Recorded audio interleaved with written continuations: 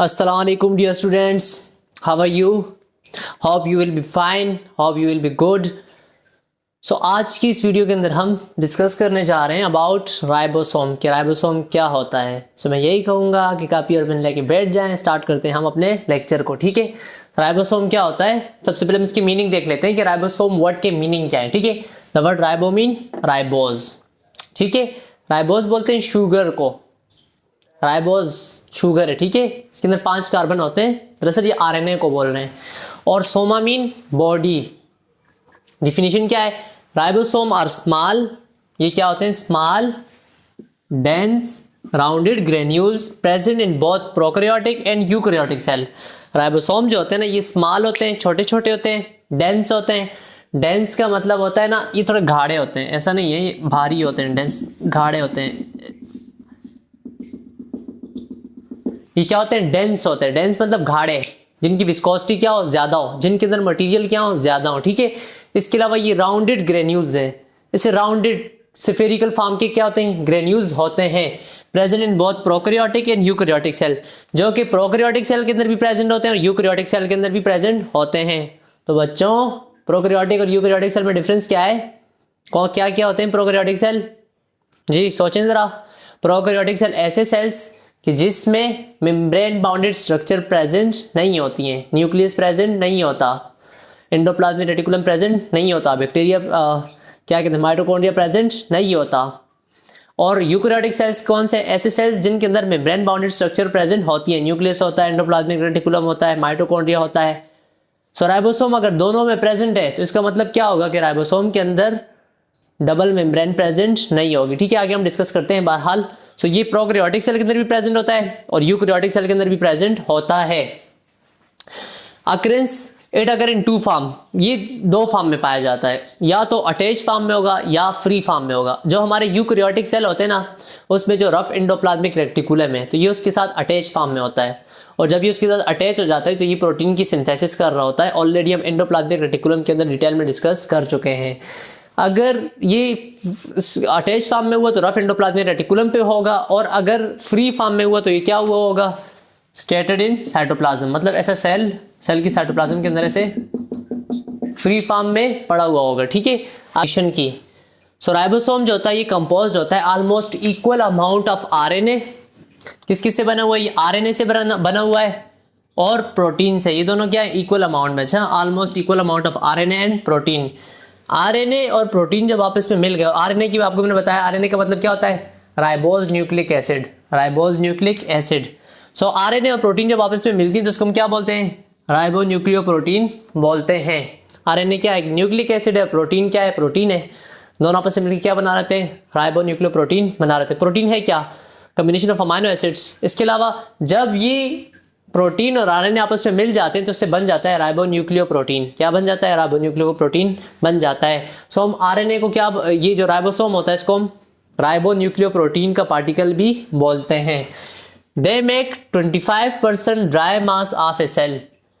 अगर हम सेल से सारे के सारे लिक्विड मटेरियल को निकाल लें, सेल के साइटोप्लाज्म में जो वाटर प्रेजेंट है उसको निकाल लें, बाकी जिन जिन चीज़ों के अंदर वाटर प्रेजेंट है उसको हम क्या कर दें, निकाल लें, सेल के अंदर ड्राई चीज़ें बच जाएंगी।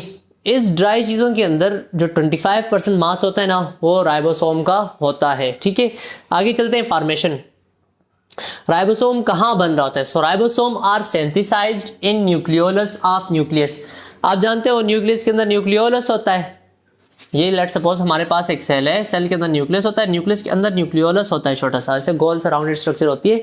सो राइबोसोम जो होता है न्यूक्लियोलस के अंदर बन रहा होता है। अच्छा, इसके बाद हम डिस्कवरी की बात करते हैं। मैंने हेडिंग नहीं दी, टाइम चूंकि कम है। सो राइबोसोम को फर्स्ट टाइम डिस्कवर किया है पैलेड ने। किसने डिस्कवर किया है, पैलेड ने उसको डिस्कवर किया है। ठीक है, और कब डिस्कवर किया है, 1955 में। पैलेट ने डिस्कवर किया हुआ है 1955 में। साइज की अगर बात की तो राइबोसोम का साइज जो होता है 20 नैनोमीटर इन डायमीटर होता है। ठीक है, आगे चलते हैं। आगे हमारे पास आ जाती है structure. Ribosome is non membrane structure. Already मैं डिस्कस कर चुका। अगर ये मेम्ब्रेन बाउंड होता तो ये फिर प्रोकैरियोटिक के अंदर प्रेजेंट ना होता। सो ये क्या है, नॉन मेम्ब्रेन स्ट्रक्चर, इसलिए प्रोकैरियोट में भी प्रेजेंट और यूकैरियोट के अंदर भी प्रेजेंट है। अच्छा, ribosome are non membranic structure present more in cells which active in protein synthesis. वो सेल्स जिन्होंने प्रोटीन सिंथेसिस करनी है तो उनके अंदर राइबोसोम जो होता है ज्यादा से ज्यादा प्रेजेंट होता है। Due to small sized ribosome are the last organelle to be sedimented in centrifuge. बहुत ही इंपॉर्टेंट पॉइंट है समझने का। सेंट्रीफ्यूज हमारे पास एक मशीन होती है ना, उसके अंदर हम सेल्स को डालते हैं, सेल को हम क्या करते हैं, रोटेट करवाते हैं बहुत सारी स्पीड के ऊपर। लेट्स सपोज मैं कहता हूँ 1000 टाइम इन 1 मिनट, कि 1 मिनट के अंदर उसने 1000 बार क्या होना है, रोटेट होना है, ठीक है। अब जब हम चीज़ों को रोटेट कर रहे होते हैं ना, तो वो चीज़ें जिनका साइज़ बड़ा होता है वो जल्दी नीचे बैठ जाती हैं, जिनका साइज़ बड़ा होता है और वजन ज़्यादा होता है वो जल्दी क्या हो जाती है, नीचे बैठ जाती हैं। सो राइबोसोम जो होता है इसका साइज़ सबसे कम होता है, सेल के अंदर सबसे कम साइज़ राइबोसोम का है। तो राइबोसोम की साइज़ कम होने की वजह से ये जो होता है सबसे आखिर में सेडिमेंट होता है। सबसे आखिर में कौन बैठता है, राइबोसोम बैठता है, ठीक है। सो ये मैंने यहाँ पे लिखा हुआ है, due to small size ribosomes are the last organelle to be sedimented. Sedimented का मतलब नीचे बैठ जाना, ठीक है। मिसाल के तौर पे आप पानी है, पानी के अंदर आप रेत डाल लो, आप देखोगे शुरू में रेत जो होगी पूरी की पूरी डिस्पर्स हुई होगी, आहिस्ता आहिस्ता वो नीचे क्या हो रही थी, बैठ रही थी। वो जो सेडिमेंट हो रही है इसका मतलब राइबोसोम भी ऐसे ही क्या हो रहा होता है, सेडिमेंट हो रहा होता है, ठीक है। Sedimented in centrifuge, centrifuge machine का नाम है। ईच राइबोसोम कंसिस्ट ऑफ 2 सब यूनिट। हर एक राइबोसोम जो होता है ना ये 2 सब यूनिट के ऊपर मुश्तमिल होता है। सब मतलब इसको हमने डिवाइड किया हुआ है, राइबोसोम को हमने क्या किया हुआ है, डिवाइड किया हुआ है, इसके 2 यूनिट बनते हैं, ठीक है। एक को हम बोलते हैं लार्जर सब यूनिट, एक को हम बोलते हैं स्मॉलर सब यूनिट। तो इसको हम समझते हैं इस डायग्राम बेचारी से जो मैंने कब की ड्रॉ की हुई है, हम देखते हैं इसको, ठीक है। अगर इसके अंदर देखोगे ना तो ये वाला जो है ना ये हमारे पास बनता है लार्जर सब यूनिट। ये कौन सा है, लार्जर सब यूनिट, ठीक है। और ये वाला जो ये हमारे पास है स्मॉलर सब यूनिट। एक है लार्जर सब यूनिट, एक है स्मॉलर सब यूनिट। सो राइबोसोम के अंदर कितने यूनिट है, 2 सब यूनिट है, एक स्मॉलर सब यूनिट है, दूसरा लार्जर सब यूनिट है। The association and dissociation depend upon concentration of magnesium ion and also ATP. बहुत ही इंपॉर्टेंट एमसीक्यूज है, बहुत ही इंपॉर्टेंट, जो कि अक्सर एमडीकेट के पेपर के अंदर पूछा जाता है। मोस्टली राइबोसोम के अंदर ये एमसीक्यूज बहुत पूछा जाता है और वैसे भी इंपॉर्टेंट नॉलेज के लिए इंपॉर्टेंट है। ये जो हमारे पास लार्जर सब यूनिट है और स्मॉलर सब यूनिट है ये आपस में कैसे जुड़े हुए हैं, समझे। ये आपका स्मॉलर है और ये क्या है, लार्जर। ये आपस में कैसे जुड़े हुए हैं, तो ये जुड़े हुए मैग्नीशियम आयन से। किससे, मैग्नीशियम। मैग्नीशियम क्या है, एलिमेंट है, एटॉमिक नंबर कितना है, 12 है, ठीक है।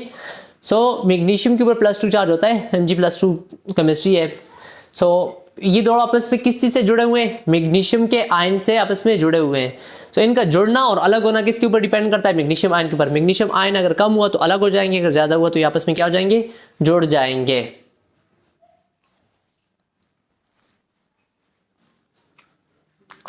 ओके, भी हम डिस्कस करते हैं अबाउट पॉलीसोम की। पॉलीसोम क्या होता है, जब आपके राइबोसोम एक single strand of messenger RNA के गिर्द जमा हो जाए। देखिए ये आपका क्या है, एक मैसेंजर आरएनए, मैसेंजर आरएनए, ठीक है, जो कि क्या कर रहा होता है आपके न्यूक्लियस से, मतलब जो न्यूक्लियस होता है, न्यूक्लियस से आपके नहीं यार, बार बार आपके बोल रहा होता हूँ मेरे जो कि क्या कर होता है, न्यूक्लियस से मैसेज को लेके सेल के पास लेके आता है प्रोटीन की सिंथेसिस के लिए या बाकी फंक्शंस के लिए, ठीक है। सो अगर एक मैसेंजर आरएनए के ऊपर बहुत सारे राइबोसोम आके लग जाते हैं, एक राइबोसोम ये है, ये है, ये है, ये है, तो इस स्ट्रैंड के ऊपर जब बहुत सारे राइबोसोम अटैच्ड हो जाए उसको हम क्या बोलते हैं, पॉलीसोम बोलते हैं। Many ribosome get attached to same strand of messenger RNA for protein. एक ही स्ट्रैंड हो और उसके ऊपर बहुत सारे राइबोसोम अटैच हुए तो उसको हम क्या बोलते हैं, पॉलीसोम बोलते हैं। This whole structure is called polysome. इस पूरे के पूरे स्ट्रक्चर को हम क्या बोलते हैं, पॉलीसोम बोलते हैं। आगे देखें जी, आगे हमारे पास है टाइप्स ऑफ राइबोसोम। राइबोसोम की टाइप्स कितनी होती हैं। So on the basis of their size and sedimentation, size और सेडिमेंटेशन की बुनियाद के ऊपर राइबोसोम की 2 टाइप्स होती हैं, ठीक है। कितनी टाइप्स होती हैं, 2 types, 70 Svedberg ribosome and 80 Svedberg ribosome. Svedberg, ठीक है, एस स्टैंड फॉर स्वेडबर्ग, ये मैंने यहाँ पे लिखा हुआ है कहीं पे, एस इज स्वेडबर्ग यूनिट, ठीक है। स्वेडबर्ग यूनिट जो होता है ना ये सेडिमेंटेशन सेंट्रीफ्यूगेशन के प्रोसेस में यूज होता है। बहरहाल उससे आपका कोई काम नहीं है, आप सिर्फ यूनिट का नाम याद रख लें और इन दोनों में डिफरेंस याद कर लें। सो 70 स्वेडबर्ग राइबोसोम का क्या मतलब होता है, ऐसा राइबोसोम जिसमें, पहली बात तो क्या है इन दोनों के अंदर ये डिफरेंस है कि ये जो होते हैं ये छोटे होते हैं, these are small and are present in prokaryotic cells. कौन से सेल के अंदर ये प्रेजेंट होते हैं, प्रोकैरियोटिक सेल्स के अंदर प्रेजेंट होते हैं, जिनके अंदर न्यूक्लियस नहीं होता, जिसमें ये फ्री फॉर्म में प्रेजेंट होते हैं, present in prokaryotic sales. Such ribosome है स्मॉलर सब यूनिट ऑफ 30 से बग ऑलरेडी हम डिस्कस कर चुके हैं कि एक स्मॉलर सब यूनिट होता है, एक लार्जर यूनिट होता है। तो इसके अंदर स्मॉलर सब यूनिट जो होगा वो कितने का होगा, 30 का होगा, एंड लार्जर सब यूनिट ऑफ 50 से बग, लार्जर जो होगा वो कितने का होगा, 50 से बग का होगा। 30 प्लस 50 कितने बना लेते हैं, 30 plus 50 is equal to 100, 30 plus 50 is equal to 80, कितना बना रहे होते, 80 बना रहे थे, लेकिन यहाँ पे मैंने क्या लिखा हुआ है, 70 लिखा हुआ है। दरअसल समझे ये आपका क्या है, स्मॉलर सब यूनिट है, ये कौन सा है, लार्जर सब यूनिट है। अब देखिए अभी यहाँ पे अगर ऐसे इसको अगर इतना करके हम देखेंगे तो कितना बनेगा, 80 बनेगा, लेकिन ये कुछ जो पार्ट होता है ना वो एक दूसरे के अंदर अटैच्ड हो जाता है। सो अटैच होने की वजह से ना ये कितना बन जाता है, 70 स्वेडबर्ग यूनिट बन जाता है। बात समझ में आई। जैसे देखें ना, अगर इसको देखो साइज कितना बन रहा है, लेट्स सपोज इतना बन रहा है, थोड़ा लंबा है, ठीक है, लेकिन जैसे इसके अंदर देखो यहाँ से लेके यहाँ तक का जो पार्ट है इसके अंदर क्या हो रहा है, मिक्स हो रहा है, जम हो रहा है। सो दैट्स वाई ये 80 को हम नहीं बोलते हैं, इसको हम कितना बोलते हैं, 70 स्वेडबर्ग यूनिट बोलते हैं, ठीक है। अच्छा दूसरी बात ये, chloroplast and mitochondria also contain 70 Svedberg ribosome. ये एक बहुत ही इंटरेस्टिंग बात है। पहले ये समझा जाता था, हमारा एक कॉन्सेप्ट है ये, कि जो क्लोरोप्लास्ट है और माइटोकॉन्ड्रिया है ये दोनों जो है ना ये अलग से ऑर्गेनेल्स थे, मतलब अलग से सेल्स थे। ये क्या थे, अलग से सेल थे। देखिए जो हमारे पास माइटोकॉन्ड्रिया होता है ना, माइटोकॉन्ड्रिया समझिए हमारे पास क्या है, एक माइटोकॉन्ड्रिया। इस माइटोकॉन्ड्रिया के अंदर एनर्जी बनाने की सलाहियत है। ये क्या कर रहा होता है, एनर्जी बना रहा होता है। ये अलग से अपने लिए सेल के तौर पे रह रहा था, ठीक है। हमारी सेल मेम्ब्रेन क्या हुई, सेल जनरेट हुई, इसको क्लोज करके सेल ने इनगल्फ कर लिया, ठीक है। ये किसके हवाले से थ्योरी है, आगे हम एवोल्यूशन के चैप्टर में पढ़ेंगे। बहरहाल ये अपने याद रखना है कि माइटोकॉन्ड्रिया और क्लोरोप्लास्ट पहले इनका ओल्ड ओरिजिन में अगर आप देखोगे ना तो इनको प्रोकैरियोट समझा जाता था, इनको अलग सेल समझा अलग सेल समझा जाता था, ठीक है।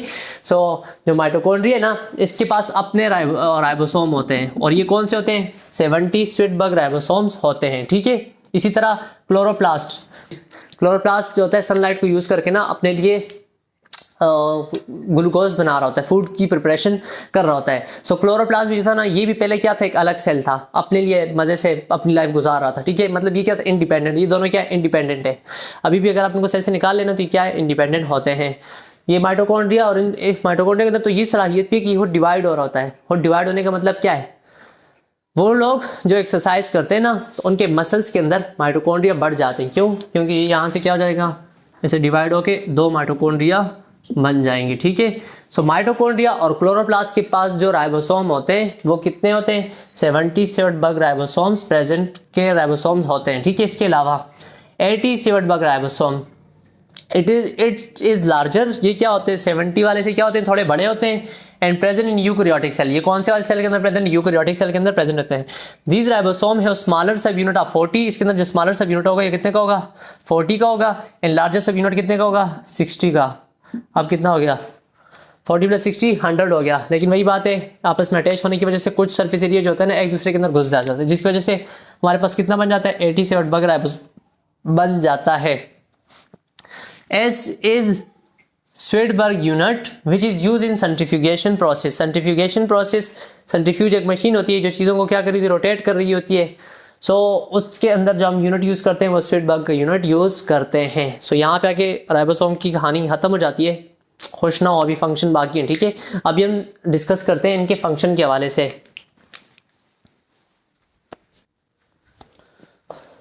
ओके, नाउ डिस्कस करते हैं अबाउट फंक्शन ऑफ राइबोसोम।